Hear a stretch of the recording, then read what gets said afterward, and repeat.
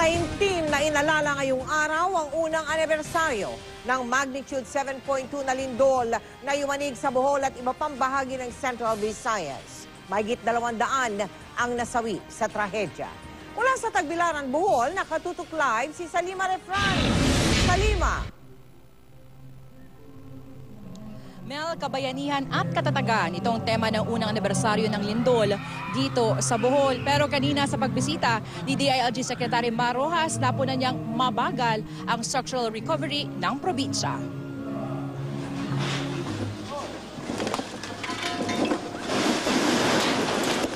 Pinabagsak na malakas na aftershock noong isang taon ang bahagi ng bell tower ng simbahan ng Baclayon. Sa lubok, bagsak ang mga pader ng simbahan ng San Pedro Apostol kung saan umaawit ang Lubok Children's Choir. Sa kabila ng pinsala, ang tinig ng pagbangon. Praise to thee, O Lord, Holy Spirit, makalipas ng isang taon, himig ng pag-asa ang kanilang handog. Kanina, sabay-sabay pinatunog ang mga kampana ng mga simbahan sa Bohol. Umalingaw-ngaw din ang mga sirena ng mga ambulansya at fire truck ng 33 segundo. Ganito katagal na yanig na magnitude 7.2 na lindol ang Bohol alas 8:12 ng umaga noong 2013. Ang misa sa St. Joseph Cathedral sa Tagbilaran, punong-puno ngayong anibersaryo ng lindol. Taimtim na inalala ang pighati at pagbangon mula sa trahedya. Do not be afraid. Go on. Face the disaster. Face the calamities. Face the tragedy in life and you will find out the beauty of your soul. Sa prayers for the dead, may mga naluha. Ipinalabas sa mga pangalan ng 212 nasawi. Isa sa mga Boholano rescuer na nakasama ko sa rescue operations noon, si Girlie. Yung nagbagsakan, yung mga bata na nalandslidean o na ano sa batis na ngayon, on the time na nag-ring ng simbahan, narinig mo yung grieving for help. Naalala ko, nag-recall back. Ang ilan pang rescuer, itinaon ngayong anibersaryo ang pagbalik para tumulong. During the earthquake, we promised the people of Bohol that we'll be back. Not just kasi hindi lang dahil dun sa earthquake, but we want to be part ng rebuilding.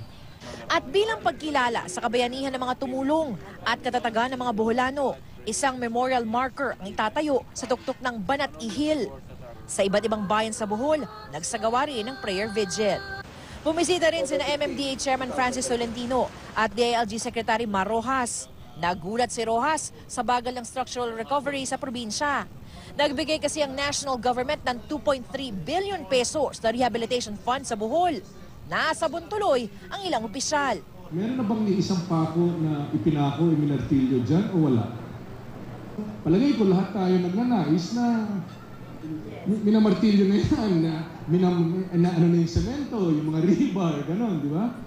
The guidelines for the implementation of Project Bea arrived here in Bohol last August 1. And the funds were downloaded August 3. Now we're talking about 1,066 projects with separate program of works to be reviewed by the project management team. Dahil dito, kukuha ang DILG ng mga engineer para tumulong. Sa ngayon, unti-unti namang inaayos ang simbahan sa Baclayon at Lubok. Pati na ang viewing deck sa Chocolate Hills. Mel, isang programa nga ng pasasalamat at pag-alala ang nagaganap ngayon dito sa Carlos P. Garcia Sports Complex. Tampok sa programa ang pagsasadula ng lindol at kung paano bumangon ang probinsya ng Bohol. At ang latest mula nga dito sa Tagbilaran City, Mel? Salima, isa lang paglilinaw, no? Sapagkat ang pagkakaalam ko, wala pang binibigyan na clearance ang Mines and Geosciences Bureau para mag-umpisa dyan ng permanenteng construction. Tama ba yung alam ko, Salima?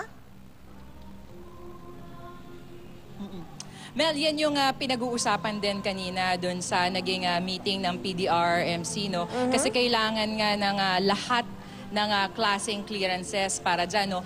Mel, kung matatandaan mo, maraming nakitang sinkholes noong nagkaroon nga ng lindol dito sa Bohol. No? At ang ginagawa ngayon ay kailangan na maklear muna ng lokal na pamahalaan kung ligtas yung lugar na pagtatayuan kung wala nga mga sinkholes doon. Mel? Correct. Kaya wala pa binibigay ang Mines and Geosciences Bureau. Miski ang foundation, ang Kapuso Foundation, handa nang tumulong dyan eh. Kaya lang hindi pa kami nakakakuha ng clearance.